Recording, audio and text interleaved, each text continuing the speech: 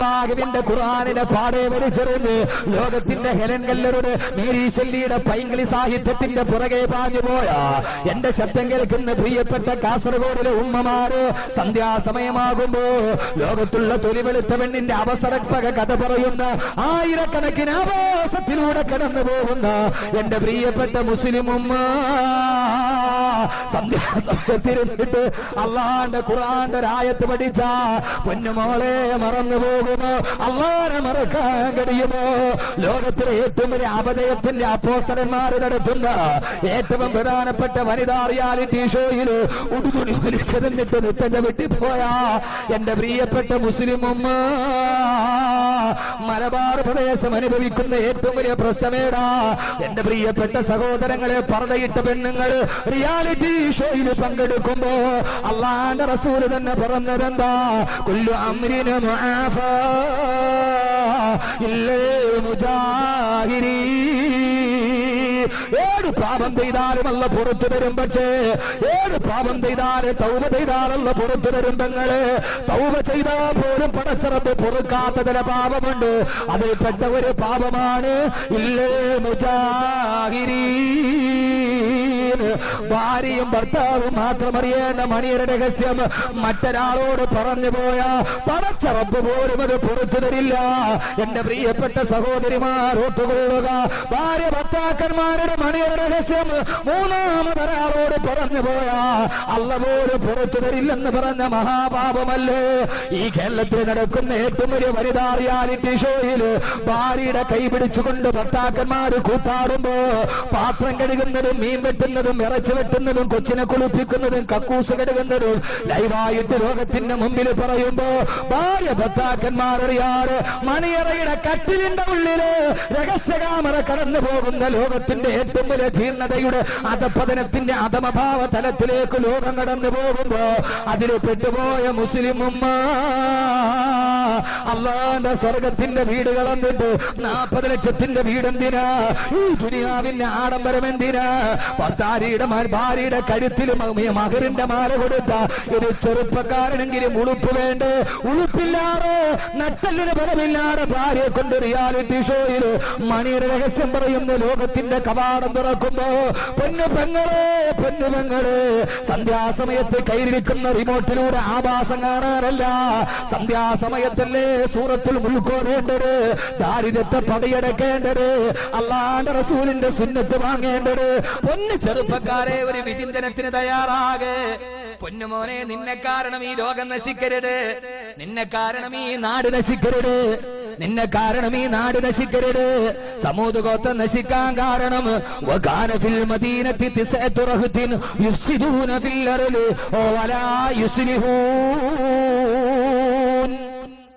ആ നാട്ടിലെ 9 ചെറുപ്പക്കാര് വഴിതെറ്റിയപ്പോഴാണ് സമൂത് ഗോത്രത്തെ അല്ലാഹു നശിപ്പിച്ചു കളഞ്ഞത്. അള്ളാഹു കാത്തുരക്ഷിക്കട്ടെ, അള്ളാഹു കാത്തുരക്ഷിക്കട്ടെ, അള്ളാഹു കാത്തുരക്ഷിക്കട്ടെ. അതുകൊണ്ട് നീ വെടക്കായ ഈ നാട് തന്നെ നശിക്കും. നീ നന്നായ അള്ളാഹു സൂര്യനെ ഉദിപ്പിക്കുന്നതും അള്ളാഹു ആകാശത്തെ നിലനിർത്തുന്നതും അള്ളാഹു ഈ പർവ്വതത്തെ ഇങ്ങനെ തുള്ളിക്കളിക്കാതെ നിർത്തിയിരിക്കുന്ന ആർക്ക് വേണ്ടിയാ? ഈ നാട്ടിൽ നല്ല ആളുകൾ ഉള്ളത് കൊണ്ടാണ്. ആരുള്ളത് കൊണ്ട്? അല്ലാതെ പട്ടിപ്പലിശക്കാരന് വേണ്ടിയല്ല, തെമ്മാടിക്ക് വേണ്ടിയല്ല, കള്ളുകുടിയന് വേണ്ടിയല്ല. ആളുകൾ വിചാരിക്കും ഇവൻ ഇമാതിരി കുടി കുടിച്ചിട്ട് ഇവന്റെ കരൾ മാത്രം ദ്രവിക്കണില്ലല്ലോ, അത് അള്ള പഹയനെ പന പോലെ വളർത്തും. ഇവൻ ഇമാതിരി സിനിമാക്കോട്ടെ പോയിട്ട് പ്രശ്നം ഉണ്ടാക്കിയാലും സിനിമാക്കോട്ടെ, ഞാൻ പലപ്പോഴും പറയാണ്ട്, സിനിമാക്കോട്ടെ ഇബ്ലീസ് വരുമോ? തിയേറ്ററിൽ ശൈത്താൻ വരുമോ? ഇല്ല. കാര്യം എന്താ? അവിടെ ഉള്ള മൊത്തം ശൈത്താനാ. അപ്പൊ അതുകൊണ്ട് സിനിമാക്കോട്ട പൂട്ടു. എത്രയോ തിയേറ്ററിൽ പടത്തിന് വേണ്ടി ടിക്കറ്റിന് പോയിട്ട് വഴക്കുണ്ടായി കത്തിക്കുത്തുണ്ടാക്കിയിട്ടുണ്ട്. എത്ര പേര് മരിച്ചിട്ടുണ്ട്. ഇന്നേ വരെ തിയേറ്റർ ഒരു ദിവസം പൂട്ടിയിട്ടിട്ടുണ്ട്. എത്രയോ ബാറുകളിൽ അടിയുണ്ടാക്കിയിട്ട് പള്ളക്ക് കുത്തിയിട്ടുണ്ട്. ഇന്നേ വരെ ബാർ 2 ദിവസം അടച്ചിട്ടിട്ടുണ്ട്. ഇല്ല. എന്റെ വീടിന്റെ ഒരു 2 കിലോമീറ്റർ അകലെ ഒരു കള്ളുഷാപ്പുണ്ട്. അതിന്റെ പേര് തന്നെ എട്ടടി വീരൻ. ആ കള്ളുഷാപ്പിന്റെ പേര് എട്ടടി വീരൻ. കാരണം അവിടെ നിന്ന് കുടിച്ചാ പിന്നെ 8 അടിയെ നടക്കും, 9ാമത്തെ അടിക്ക് മൗത്താവും. അതിനാണ് അതിന് അമ്മാതിരി പേര് വന്നത്. എട്ടടി വീരൻ ആ ഷാപ്പിനെ പറഞ്ഞു. അവിടെ ഒരു ദിവസം വൈകുന്നേരം ഞാൻ വരുമ്പോ ഭയങ്കര ആൾക്കൂട്ടം. നോക്കിയപ്പോ ഭയങ്കര ആൾക്കൂട്ടം. അവിടെ കള്ളു കുടിച്ചിട്ട് കത്തിക്കുത്തുണ്ടായി, ഒരാൾ ചത്തു. ഞാൻ വിചാരിച്ചു പടച്ചോനെ ഇനി ഈ ഷാപ്പ് തുറക്കൂല. പിറ്റേ ദിവസം വൈകുന്നേരം അത് തുറന്നു. കള്ള് ഷാപ്പിൽ ഇബ്ലീസ് പോകുമോ? ഇല്ല ഇല്ല. കാരണം എന്താ? ഇബ്ലീസിന് കള്ള് ഷാപ്പ് കൂട്ടിയിട്ട് കാര്യമില്ല. ഇബ്ലീസ് കള്ള് ഷാപ്പ് തുറന്നാലല്ലേ ഇബ്ലീസിന്റെ തന്ത്രം നടക്കൂ. സിനിമാക്കോട്ട തുറന്നാലല്ലേ ഇബ്ലീസിന് ഇവിടെ എത്താൻ പറ്റൂ. എന്റെ പ്രിയപ്പെട്ട സഹോദരങ്ങളെ, പക്ഷെ പള്ളിയിൽ അടിയുണ്ടാക്കി 6 മാസം പള്ളി കൂട്ടും. പള്ളിയിൽ ഒരു അടിയുണ്ടായി, പിന്നെ തുറക്കണ RDO വരണം 6 മാസം പൂട്ടിയിടും. കാരണം എന്താ? പള്ളിയിൽ ഇബ്ലീസ് വരും. പള്ളി പൂട്ടിയിട്ടേ ഇബ്ലീസിന് കാര്യമുള്ളൂ. കള്ള് ഷാപ്പ് പൂട്ടിയിട്ട് ഇബ്ലീസിന് കാര്യമില്ല. എന്റെ പ്രിയപ്പെട്ട ചെറുപ്പക്കാരെ, കാസർഗോഡ് ചെറുപ്പക്കാരെ സംബന്ധിച്ചോളം എല്ലാത്തിനും ഉണ്ട്, എല്ലാത്തിനും ഉണ്ട്. വാതിനുണ്ടോ? ഉണ്ട്. സിനിമയ്ക്കുണ്ടോ? ഉണ്ട്. 27-ാം രാവിന് കഞ്ഞി മേടിക്കാനും അവനുണ്ട്, പെരുന്നാളിന് ബിവറേസി പോവാനും അവനുണ്ട്. ഈ രണ്ടും അഡ്ജസ്റ്റ് ആവൂല. രണ്ടും ലോകത്തെല്ലാ തമ്മാടിത്തരവും നടത്തും. പക്ഷെ അള്ളാഹു എന്താ നമ്മളെ ഇങ്ങനെ വിട്ടേക്കണത്? സഹോദരങ്ങളെ, കുറച്ച് സാലിഹ്യങ്ങളുള്ളത് കൊണ്ട്. അതുകൊണ്ടാണ് ഈ സൂര്യൻ, ഈ പ്രപഞ്ചം ഇങ്ങനെയൊക്കെ നിലനിൽക്കുക. അള്ളാഹ് ഈ ദലൂൽ എന്ന് പറഞ്ഞ ഭൂമി എപ്പോ വിടണം അപ്പത്ത്. കാരണം എന്താ? സാലിഹ്യങ്ങൾ ഉണ്ടെങ്കിലല്ലേ ആദരവായ പ്രവാചകൻ നബി മുഹമ്മദ് മുസ്തഫ, പോരാ ഹബീബായ നബി മുഹമ്മദ് മുസ്തഫ സല്ലല്ലാഹു അലൈഹി വസല്ലം, അല്ലാഹുവിന്റെ പ്രവാചകൻ സല്ലല്ലാഹു അലൈഹി വസല്ലം ഉഹദ് പർവതത്തിന്റെ മുകളിൽ നിൽക്കുകയാണ്.